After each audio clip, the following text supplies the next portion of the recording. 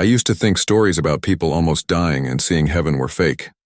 I thought those people just made it up or wanted attention. But then something happened to me that was completely real, and it changed everything about my life. My name is Faith Simon. I grew up in Guatemala, and until I turned 34 years old, I was totally sure I knew exactly who I was. I always liked to do things myself, never asked for help, and I was pretty tough. When I was really young, I learned not to count on other people. I watched my mom go through so much sadness after my dad left us. She used to tell me that men were terrible, and I believed her completely. When I was 16, I figured out I liked girls instead of boys. I had girlfriends, and after a while I thought this was just who I was meant to be. I never wanted a man in my life. It wasn't that I had anything against them. I just didn't think I needed one. If something broke in my house, I fixed it myself. If I had to lift something heavy, I did it. If a light needed changing, I climbed up and changed it. And actually, that's what led to me dying. One night I was home by myself like usual. The light on my porch stopped working, so I grabbed a ladder and started climbing up to put in a new bulb. I had done this tons of times before, so I wasn't worried. But something went wrong. When I reached out to put the bulb in, I felt myself losing balance. My foot slipped and everything got fuzzy. The last things I remember are a sharp pain, a ringing sound in my ears, and then nothing. My neighbor Charles heard the crash when I fell and ran over to my house. He found me lying there, not moving, not breathing, and he rushed me to the hospital as fast as he could. The doctors told me later that when I got there I was still barely alive, but then my heart completely stopped. For exactly 8 minutes I was dead. The doctors even said I was gone. What happened during those 8 minutes was something I never could have imagined, something that made me question everything I thought I knew. I left my body. I could see the hospital and the doctors trying to save me, but I wasn't in my body anymore. Then something happened that would change my entire life. At first I didn't even know I was dead. Everything felt like a weird dream. 1 second I felt the pain from falling, heard the ground hit me, heard my neighbor yelling my name far away, and then everything went silent. Complete silence. Then suddenly I was standing right where I had fallen. But something felt really strange. I felt super light, like I was floating. There was no pain, no heaviness, nothing scary. I stood up without even trying, like it was easy. But when I looked down, my body was still lying there on the ground. Seeing myself like that felt like getting punched in the stomach. I was lying on the porch floor, not moving, looking really pale, with my eyes half open but nobody home. My first thought was to scream for help, but no sound came out. Actually, I wasn't even breathing. I started to panic. This couldn't be real. It was impossible. I tried to touch my own arm, but my hand went right through it like I was made of fog or something. I freaked out completely. What was happening to me? Then I heard footsteps running, and Charles showed up. I saw his face change when he saw me on the ground. He got down on his knees, shook my shoulder, and kept saying my name. "Faith, can you hear me?" I was right there, standing next to him, but he couldn't see me at all. I started running around the house, trying to make sense of everything. That's when I noticed something even scarier. My feet weren't touching the ground. I was kind of gliding through the air. There was no weight, no limits, like gravity didn't work on me anymore. Then, without any warning, something pulled me upward. The house disappeared. Everything around me turned dark, but not regular darkness like when you turn off the lights. This was complete emptiness. No sounds, no colors, no shapes. I felt something I'd never felt before, a kind of loneliness that was worse than any sadness I'd ever known. Then I started hearing voices. At first they were whispers, then they got louder until I could hear actual words. But what scared me most was that they were talking about me. She never believed, always said no to the truth, thought she was so smart. Fear ran down my back like ice. Who was saying that? Where was I? I wanted to run, but there was nowhere to go. I was just floating in this space with no direction. Then I saw something forming below me. Like I was looking through invisible glass. It was the hospital. I could see my own body being pushed through the hallways on a bed, with doctors and nurses all around. A doctor was pressing on my chest, trying to bring me back. I saw them put these pad things on my chest, everyone moving really fast, looking worried. I remember one doctor looked at the clock and said something that made me feel cold all over. Time of death 11:47 at night. I was dead. Those words hit me so hard. It was the end of everything. Then something pulled me away from that scene and threw me back into the darkness. The feeling was worse than anything I'd ever felt. It was like falling forever without hitting the ground, like screaming with nobody around to hear you. Then I saw a light. At first it was just a tiny dot far away, but as it got closer, something changed inside me. The fear started going away, like that light had the power to push away all the darkness around me. My heart, or whatever was left of it, felt tight. Something told me this wasn't just any light, it was a person. And when I could finally see clearly, my whole world changed forever. The light got bigger and brighter. It wasn't like staring at the sun or a super bright lamp, it was something alive. I could feel the light like warmth that didn't burn, like a hug that wrapped around every part of me. And then he showed up. At first just a shape, but as he got closer I knew without any doubt it was Jesus. My chest, or whatever part was there, felt tight. So many feelings hit me all at once. Fear, shame, peace, everything mixed together. I wanted to talk, but I couldn't. He looked at me, and in that moment I knew he knew everything about me. Not just my life and my choices and my mistakes. He knew my deepest fears and hidden hurts. He knew about the nights I cried by myself and the anger I carried around. He knew how much I had refused to believe he was real. And still, he loved me. Jesus reached his hand out to me. The second he did, everything around me changed. The dark, empty space disappeared. Suddenly I was in a place that's impossible to describe with normal words. It was beautiful, but not in a normal way. It wasn't like a pretty beach or a city with fancy buildings. It was a holy kind of beautiful.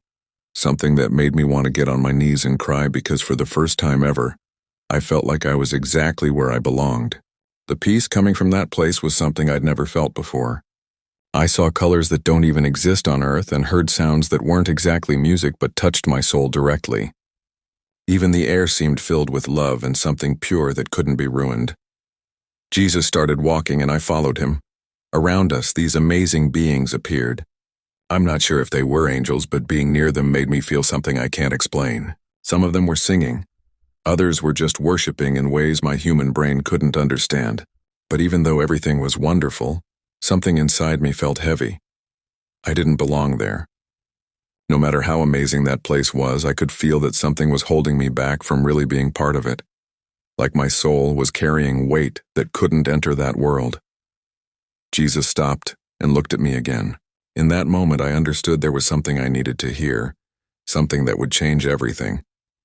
And Jesus, with a voice that sounded like it carried all of forever in it, was about to tell me what it was. Jesus stood right in front of me, looking straight into my eyes. But he wasn't looking at me in a mean or judging way. It was love, a love so deep I could barely handle it. My legs felt weak and gave out, and I fell to my knees. So many emotions overwhelmed me. Shame, fear, and knowing for sure I didn't deserve to be there. But Jesus didn't back away. He just smiled. Then, without moving his lips, images started appearing around me. It was like watching my own life from a view I'd never seen before. I saw myself as a kid. I saw my mom so hurt from being left, saying over and over the phrase that shaped how I saw the world. Men are no good. I saw little Faith growing up with that belief stuck in her heart. I saw the teenager who pushed away anything having to do with guys, who built walls to protect herself, choosing never to depend on anyone. And then I saw something I'd never noticed before. Even with all that pain and rejection, there were good men around us. I saw the neighbor who always helped my mom fix things at our house even though we weren't super close. I saw her boss who let her leave work early when I was sick. I saw the teacher who told me to keep studying and said I was too smart to quit school. I saw the man at the restaurant who always served us with a smile and treated us with respect every time. My heart felt tight. Why hadn't I ever noticed this before? I had always believed men were terrible, but here was the truth. God always puts good people in our lives. I just didn't want to see it. I felt a lump in my throat. But the biggest thing I learned was still coming. Jesus reached out his hand and the scene changed again. This time I saw my father. He looked older than I remembered, sitting alone in a chair staring at nothing. Then I saw something that shocked me. He was crying because he felt bad about what he did. My mind screamed, no, he left us, he doesn't deserve to be forgiven. But my heart already knew the truth. I had spent my whole life carrying around hate and pain and rejection. But none of that healed my mother. None of it changed my past. None of it made me happy. The hate I felt toward him didn't hurt him, it hurt me. That's when Jesus spoke. His voice wasn't like any normal sound. It went deep inside me, breaking down all the walls I'd built over the years. Forgive, Faith.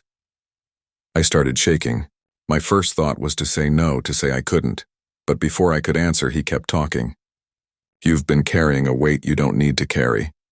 I've known you since before you were born. I know your pain, your struggles, your fears. But it's time to let that go. Do you want to be free? Then forgive. My tears started falling.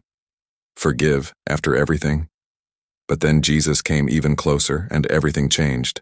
The pain I felt, the bitterness, the anger, it all melted away when I was near him. Jesus showed me something I never wanted to admit. I didn't choose to stay away from men because I loved women. I chose this because I wanted to keep men away. It was a way to protect myself, to stay in control. If I never let a man get close, I'd never risk getting hurt like my mother got hurt.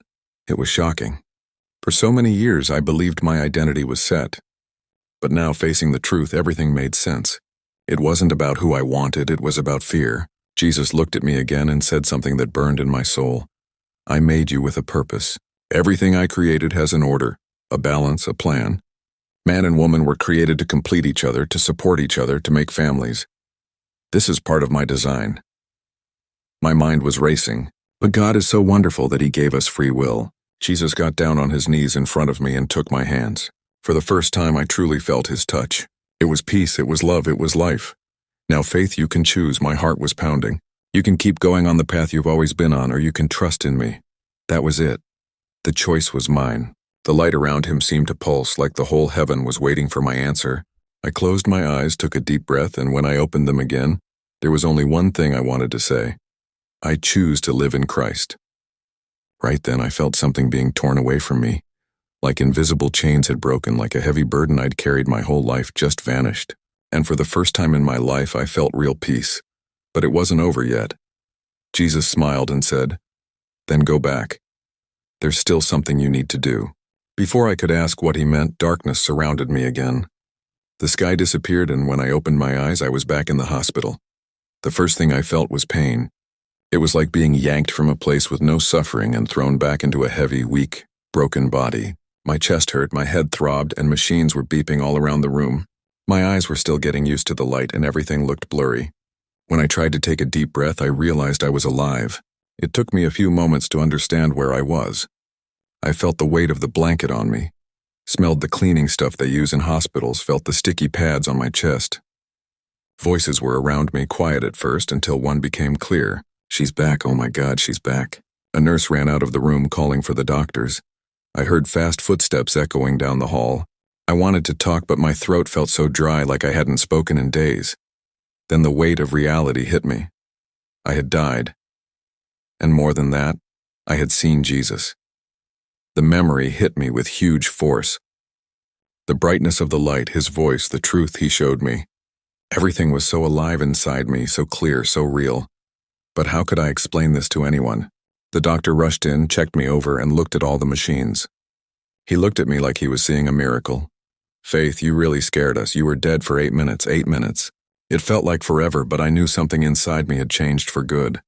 The next few days were crazy. My mother was called to the hospital, and when she saw me awake, she cried beside me.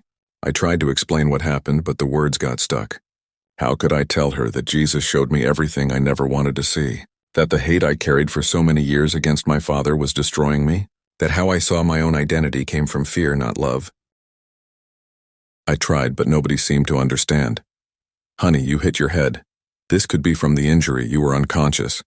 Your brain probably made up those images. It was just a dream." But I knew it wasn't a dream. It was real. And the more I tried to stay quiet, the more it burned inside me. I needed to tell the world what Jesus showed me. But would anyone believe me? The truth is, I was still trying to understand it all myself, who I was now. When I left the hospital, I realized my life would never be the same. I had to decide. Would I hide this truth forever, or would I have the courage to speak up? I wasn't the same after that experience. Nothing inside me seemed to fit together the way it once did. I looked in the mirror and saw a face I knew, but I understood that inside everything had changed. But changing wasn't easy. In the first few days, I tried to go back to my normal routine. Wake up, go to work, talk with the same friends, pretend nothing happened. But no matter how hard I tried, there was something inside me yelling.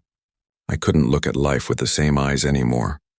The conversations that used to interest me now felt empty. The opinions I used to defend so strongly now seemed far away, like they belonged to someone I wasn't anymore. And the worst part was the fear of sharing what I experienced. How could I tell people that I died, went to heaven, saw Jesus, and came back changed? How could I explain that he showed me truths I'd denied my whole life? How could I say that he gave me a choice and I chose to live for him? For a while, I kept everything inside. But the more I stayed silent, the more I felt like I couldn't breathe.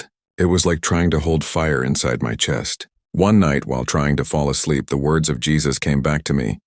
Do you want to be free? Then forgive. That's when I realized my change wouldn't start until I did what he asked of me. I needed to forgive my father. And that terrified me. I had spent years convincing myself he didn't deserve my forgiveness. But what if forgiveness isn't about deserving? What if forgiveness is about freedom? The next day, I picked up the phone. My hands were shaking. My heart was racing. But when I heard my father's voice on the other end, something inside me broke. He was silent when I told him I forgave him. Then I heard him crying quietly. Forgive me, daughter, forgive me. In that moment, I knew God's love hadn't only freed me, it was freeing him too. That was the first step in my new journey. Since then, my life has been about learning and letting God lead. I started reading the Bible, wanting to understand more about the God who gave me a second chance. The truth had been there all along, but I never wanted to see it. Now I couldn't deny it anymore. I started letting go of everything that used to define me, because I realized my true identity has always been in Christ.